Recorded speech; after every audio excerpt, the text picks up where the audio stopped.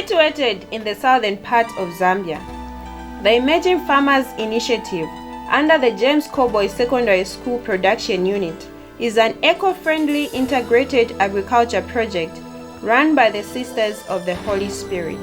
The project offers practical knowledge to the youth, teaching them how to convert farming into a business.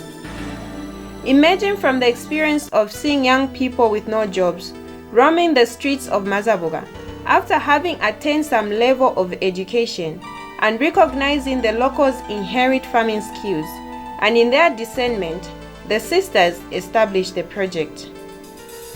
Sister Junza Mwangani shares the concept behind the initiative. The concept of our school is such that once a pupil comes out of our school, they have agriculture as a skill sharpened, and they have entrepreneurship as well, so they can run an agribusiness. Whether they drop off in grade 9 or they go up to grade 12, we realize that it's not every child who is cut out for academic excellence, and yet there are some who are good with their hands, with their skills. So what do we do with them? So in the process of doing this, we started with the production unit, this Emerging Farmers Initiative. We said, again, if we box agriculture into just growing crops or whatever, it will be boring and it won't show the complete picture of what agriculture can do. So we decided to go into integrated farming. So the integrated farming that we do here, we have poultry. In poultry, we rear chickens for meat. We also rear chickens for egg production. We have a piggery. Then we have the fishing area, like we do aquaculture on the other side. Then we have the garden and orchard also. Then we have a feed production section on the other end, so that a child has exposure to what agriculture can be. The beneficiaries narrate how they came across this initiative. I live within here. I was just told by my friends to say that there is a school there. So I asked the information about her. She told me everything. Then that's when I came here. The message was spread in the community. We had the Banda Bananikane, Banda Baizgodo, Banoya Nanikane agriculture. Ndagabola kuno winda program ndagayo amubenzuma society mondikala. The initiative is successfully training and graduating a good number of students. We are collecting all those who dropped out of school and they're in the street, maybe they are doing nothing and so on. We've brought them on the program. So last year we graduated 28 and we have 22 in session this time around who haven't yet graduated.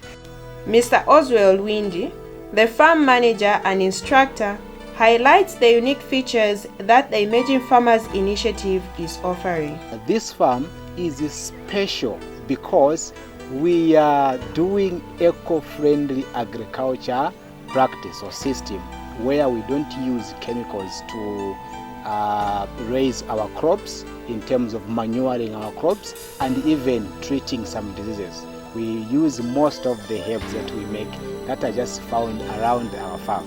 The beneficiaries explain on some of the benefits they have gained. I've learned a lot. I've learned on piggery production, poultry production, on how to breed chickens, that's it, fish keeping, and at the garden. So I start to understand. Would meet the Queva Fiat, would me Kudia Fee or traditional Avantati, would Ingrid Fiore, Macosa for Assam. I start to understand that would as business. This course I've learned so many different things. We are doing poultry production, pig production, fish keeping, and also garden and orchards. I really appreciate everything that I'm doing here and I'm enjoying. Mazabuka Acting District Veterinary Officer, Mr. Aizen Mwetwa, says the project is benefiting the local community.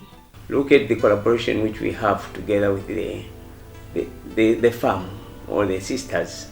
This has helped the government actually, because this is the way, or this is the policy of the government, whereby the other NGO, the stakeholders, to come in so that it can help the community.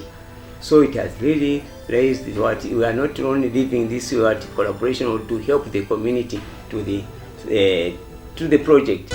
Even though the project is thriving, the sisters still face some challenges. The capital outlay is very heavy. For you to start any of this, you need good money.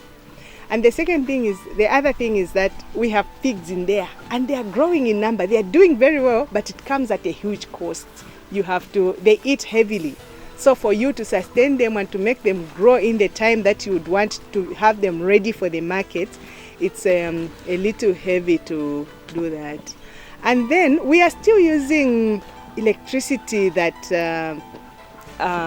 depends on our national grid ZESCO. Would have loved to go solar 100% so that we are not disturbed by the load shedding.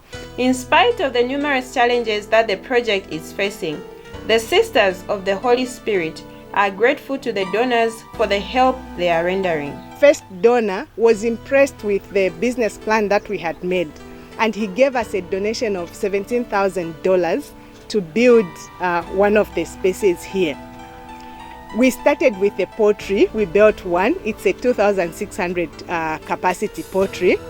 We didn't have water around here. We only had a hand pump, so we had to bring the water using a drum.